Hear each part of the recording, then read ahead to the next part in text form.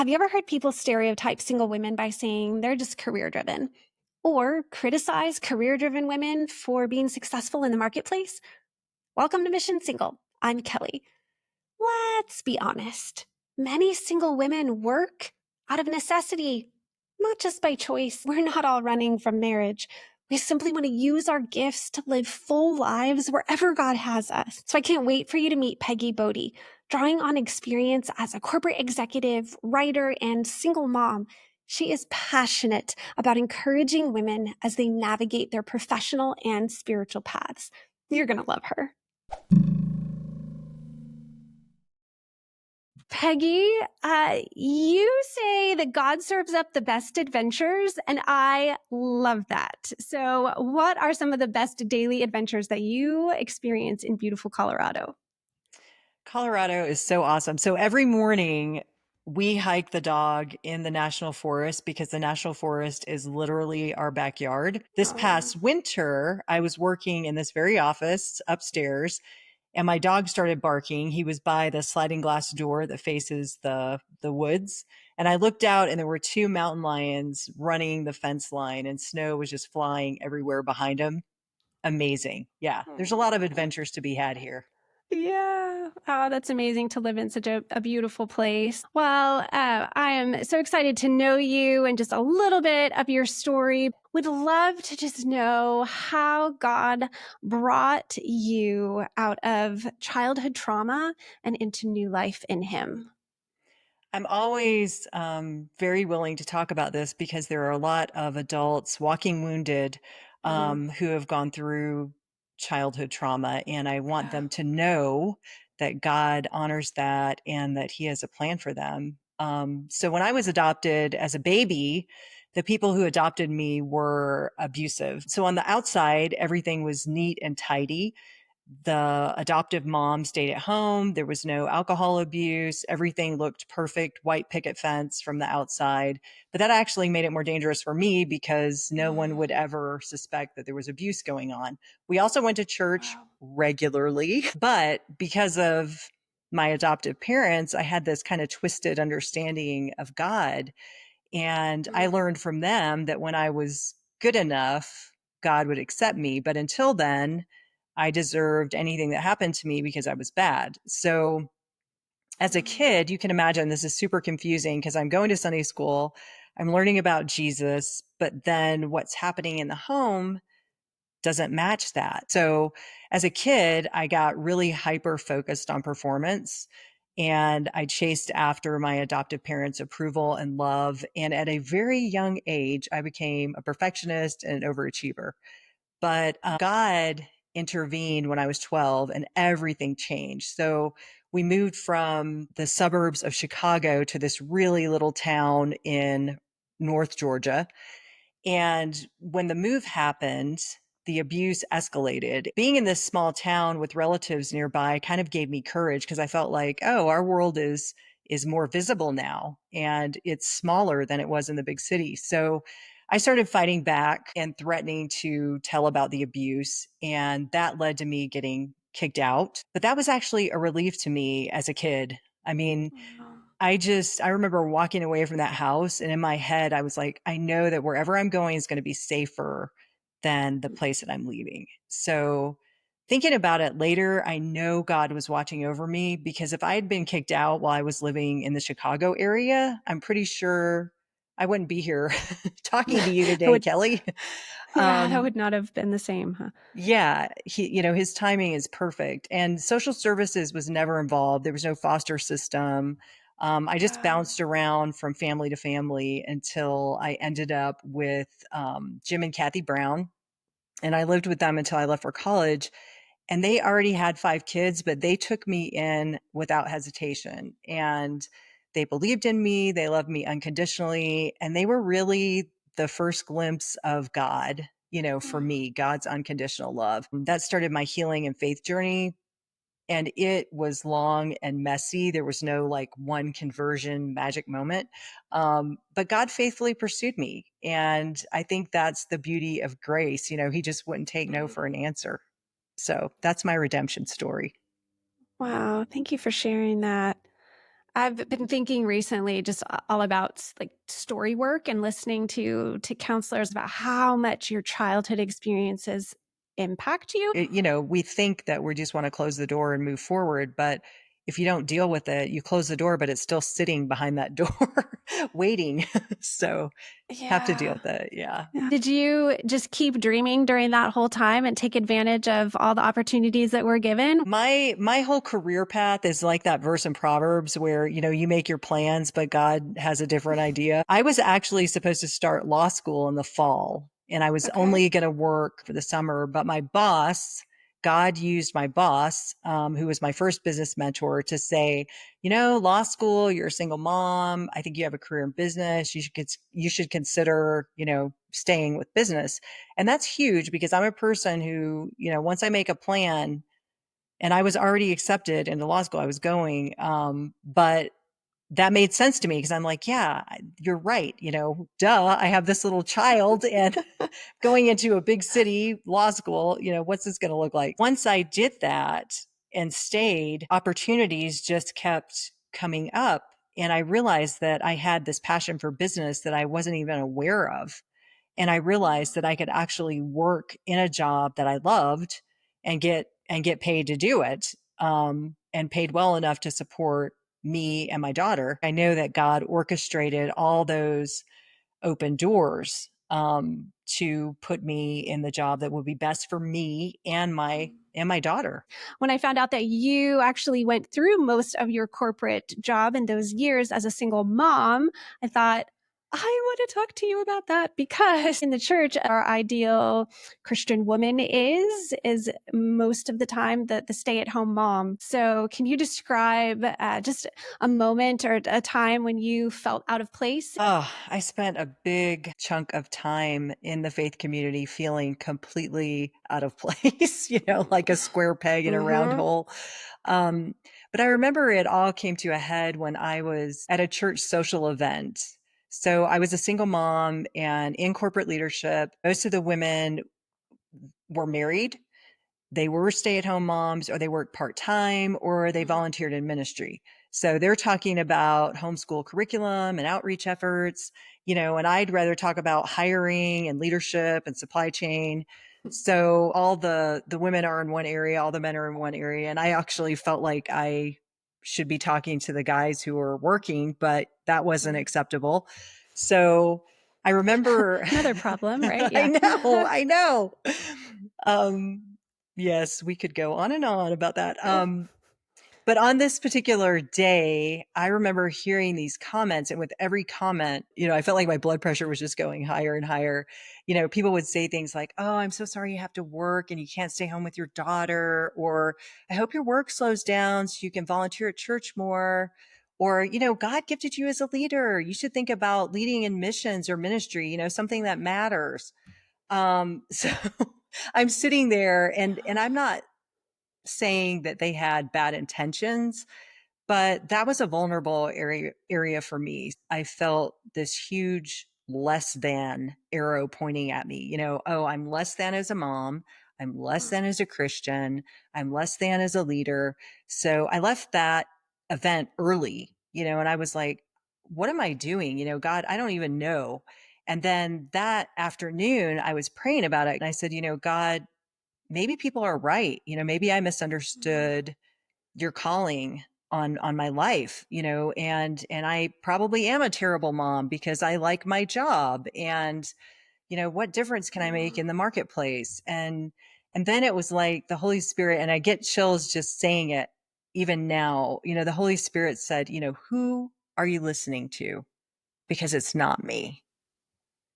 And that was my turning point. And that's when, through studying God's word and praying about this specific area, God made it clear that the truth is we are image bearers of a working God. We serve a God who works, and our work matters to him. So that was the day when I said, okay, that's it. I'm going to go forward. Um, and and the situation in the faith community did not improve overnight, but my attitude about it and I guess my need to be to have approval from majority, I guess, in that community. That is what changed. How does the church community, how do we as believers support women like you going through what you went through? That is a great question. So I think there are some really simple, practical things that faith communities can do. And one of them is, single working moms, contrary to what people think, they are just as interested in Bible study, as Yes. as anyone else, but it's a little more challenging for them. So having Bible studies that aren't on the historically traditional Bible study schedule is a huge help. So, for example, having a Bible study every other week instead of every week, do it in the evening, provide childcare, provide a meal.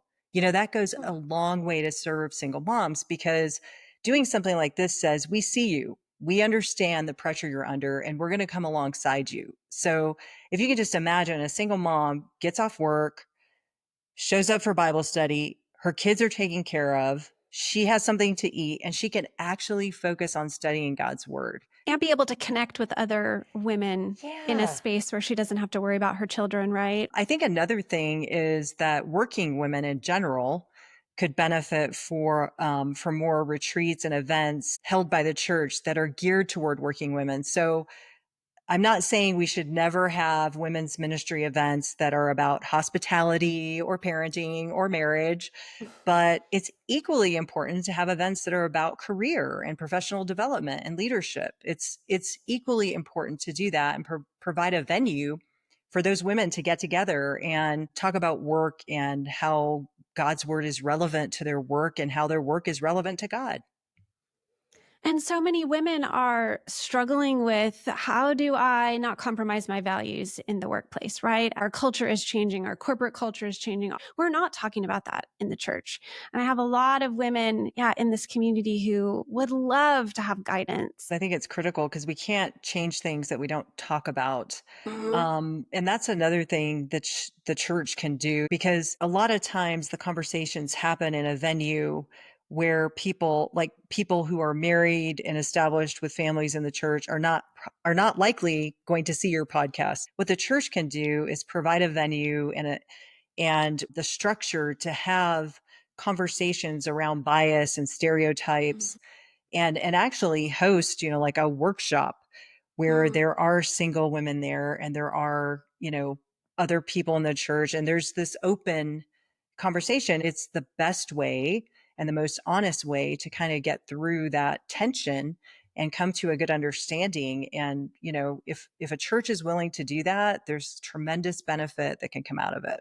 And that's part of the discipleship process, right? And we need each other. We need married women and men speaking into the single life. And we also want to have a voice in children's lives and in marriages and couples. That's just part of the family of God, is that we all have different experiences and different things that we can contribute in imaging God to the world if we come together. And there's another part of being a single woman is sometimes the women weren't necessarily career driven, had aspirations or just hopes of being a stay-at-home mom, or just never really felt the drive to be in corporate America, or really maybe has struggled with where her place is and how to use her gifts in the marketplace, but yet find ourselves having to be in that space because of our circumstances. What would you say to the woman who isn't sure how to navigate that and wishes that maybe she was more career driven than she is? I understand that. I understand that. I would gently remind those women that God doesn't waste any anything or any experience. And I would encourage them to think about their dreams and to pursue them. Because a lot of times we shut down, oh, I have to work, I have to provide, I have to make the bills, pay the Mm, bills. And we forget about our dreams, or we think that there's no point in spending time on that because mm. there just isn't enough space in our life for dreams. And I just want to say that when I started working in business, I was the receptionist. I was a single mom, and my job was seasonal. And I left there as the senior vice president. So I'm just saying that to say that you never know what God has in mind, but don't automatically think that his plan is for you to stay in a dead end job or a difficult job just to provide. He wants you to have a job that fulfills you and meets your needs, and he can help you get there. So don't give up and don't be afraid to dream. Years ago, you transitioned from your high level corporate job into full time writer and owning a small business. What obstacles did you overcome in that transition? So the first biggest obstacle we kind of touched on, and that is being able to trust God, because all Mm. those childhood issues made it very difficult for me to trust. And God knew that. He spoke into my life in so many different ways through so many different people because he knew my past and he knew I needed affirmation. So he made it clear what he wanted me to do with leaving corporate and becoming a full-time writer, but I was so resistant. So getting past that trust to obedience, I think, was the first kind of biggest obstacle. I remember having these arguments with God, like, do you know how much of a pay cut we're talking about here? Or, hey, God, I'm not sure you've thought about health insurance, but it's really Yes. pricey. Yes. So it was just, looking back, so ridiculous. But he cares about those things too, He right? Like, does. at He least I hope that he does. does, because I've had those conversations with him as well. That's awesome. He absolutely cares about those conversations. I was passed over for a huge promotion, and that was really God's way of getting me through that obstacle of trust. Like, when that happened, when I was passed over for the pinnacle promotion at the top of that ladder, I realized how foolish I'd been and that I had been chasing an idol. God had given me a job as provision and I turned it into an idol. And my eyes were just open to how just what an empty path I had, started to take. So at that point, I was like, okay, I'm going to be obedient. I made a business plan. I made a career transition plan. And then the obstacles, became more, I guess, tangible, like researching health insurance and what's it going to be like not to be on payroll and have to chase these, freelance gigs. What's that going to look like? I've been working in corporate leadership for 25 years, and that's what my resume reflects. Why would anyone pay me to write something for them? The freelance writing world can be a little overwhelming to navigate. And I knew God was calling me to write, but I didn't know exactly what that meant. I felt like I was treading water a big part of the time and not sure where to go next. But Yeah. then I kept thinking about that verse in Isaiah, I think it's 30, where God says, whether you turn to the right or to your left, you will hear my voice behind you saying, this is the way, walk in it. And so I thought, if I'm hearing God's voice behind me, that means I have to be walking forward in faith. So I have to keep taking steps and keep trusting God, and He'll make my way clear. And He did. Wonderful story of taking a leap of faith and trusting that the Lord is calling you to do something different and outside of your comfort zone. And I remember reading on your website that you had been given names, people who had been freelance writers. And instead of coming alongside you or being willing to have coffee, they're like, oh, just Google freelance Freelance writing. And, writing. just like, yeah, anybody could do that. I'm looking for someone to have a conversation with, right? And so Exactly. that really struck me because it's discipleship, but it's mentoring. It's being able to come alongside women who have gone before you, women who have more knowledge and wisdom to impart. My life verse is 2 Corinthians 1, 3, and 4. And just to paraphrase, God helps us through our troubles so that we can help others in the same way. So I Yeah. believe that we go through things the hard way to help others go through those things in an easier way. So mentorship, like you just said, Kelly, is walking that out. I have all these battle scars, and I'm going to come alongside you so that maybe instead of 10 battle scars, you might just come out of this with one. So how did you find, or how do we find good mentors for the career path that we want to take and the ways that we want to grow? That's a really good question. And I'm glad you're asking it because I think a lot of times when we're looking for a mentor, we overcomplicate things. So, one of the simplest things that a woman can do is make note of who in her community embodies what she would like to embody. Are there women in the faith community who you think could possibly be a good mentor for you? Is it because, you've watched them lead ministry? Is it because you've heard them talk about their job in small group, or, you know, whatever catches your eye and you think there might be a connection there? Be intentional about noticing that. And then the process doesn't have to be super complicated. One of the most important things is the connection between the mentor and mentee, and there's not, that connection isn't always there. You're not going to know unless you try. So you can simply start out by sharing a cup of coffee and having a conversation. And you don't have to sit down and say, I'm looking for a mentor. You can just have a Spend 20 hours a conversation. week with me, right? Yes, exactly. You can just have this conversation, and 9 times out of 10, after you've had coffee, you come away, you pray about it, and is this the person that I think could spend some time with me? That person could be in your church, in your community, even in the workplace. A lot of workplaces today, thankfully, have structured mentoring programs where women can get matched up with mentors who are not their direct supervisor or boss. I think the person who's seeking a mentor needs to really be able to verbalize what they're looking for. What is it that you really need? What are you really asking for from this person? Sometimes it's professional development, sometimes it's advice on how to get some harmony between work and home. Sometimes they want to deepen their faith, but they don't have time. So I think being able to identify what is your need, what are you looking for in a mentor, I think that's important, and how much time you're going to ask them for. I think those kind of questions, thinking through those ahead of time, really can help the relationship get off the ground, and it can help the mentor know if it's something they're going to be able to commit to or not. So one person may not be the one who fits all of those categories to mentor you, right? So you might find 5 different people that just speak into one area of your life at different seasons and different times. Yeah, I think that's one of the beauties of mentoring. If you go through the work of identifying the single biggest need that you have, God is amazing in that organically, those other needs that were lower on the list end up getting met as well.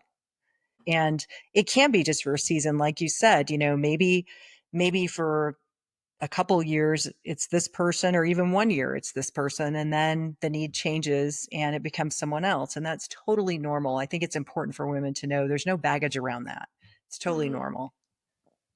God brings people in and out of our lives, like you said, when we need them. Yeah, and if someone, like in my case, it was my first business mentor, but if someone speaks into your life and notices that Mm. you have a gift in an area that you've never thought about, don't shut it down. Hit pause and think about that. What are they seeing? What could this mean? Take that time and don't dismiss it just because you've never thought about it before. Yeah. And that's a great reminder to those in positions of influence. If you see qualities and things in someone, to call that out and offer opportunity for them to learn and to grow. You can do so much to build someone up and set them on a different path. You're right. Steward well. So you mentioned your book, Sacred Work, which doing very, very well, and I know has offered so much wisdom to so many. Why would this be such a great read for the single women in our community? I see Sacred Work, the book, as a pocket-sized mentor, and my heart was to provide advice around the most difficult workplace and leadership challenges that women face. I included a lot of stories and examples from my life as a single mom Mm. because that's the space I was in for most of my career. So I think and hope that single women will find problems and solutions addressed in a way that is really inclusive of them. I also realize that even though in-person mentorship or even virtual mentorship is priceless, mentors aren't always accessible for a variety of reasons. It could be scheduling, it could be money, it could be any number of things. So when I wrote the book, my hope and prayer was that it would fill that gap for the women who couldn't get to a mentor. You have a foundation that allows you to help with career development. What does that look like? And is that still something that you're doing? That is definitely something I'm still doing. Sacred Work is the name of my foundation too, and it's been going for 10 years now. Wow. When I left corporate, God was like, I don't want you to waste all those years of leadership and business experience. And so I started the foundation so that I could repurpose everything that I learned, for other women. So what happened over time is that women have a really specific need, like they need to negotiate a raise, or they're dealing with a difficult boss, or they want to get promoted, or they've been out of the workforce because they had kids and now they want to go back in. Mm-hmm. So they come to me with a specific problem, and then we figure out how frequently and how best the communication is going to work. And I help them get to the other side of their problem. And women just go on my website and they contact me. A lot of the women hear about me through word of mouth, but they can contact me on my website, and it's free. There are no. You are a testament to the truth that you have been speaking. You put it into practice by what you do. I am very passionate about the foundation. What is God teaching you now to finish up with our time together? Well, God is teaching me a lesson that I am sure He is tired of teaching me, and that is to rest. I am not good at that. And it is something, kind of going back to the overachieving and perfectionism. It's something that I've struggled with, but He is really gently and lovingly teaching me about the value of rest. You work hard and you work with excellence, you do your best for the kingdom, and then it is absolutely time to rest. So I'm going to be taking a little brief sabbatical for the next couple of months. Well, I'm glad we got this conversation in before you went on your sabbatical. Me too, Kelly. Thank you so much for all of the wisdom that you shared with us, Peggy. Thank you. I really enjoyed our time together. Thanks, Kelly.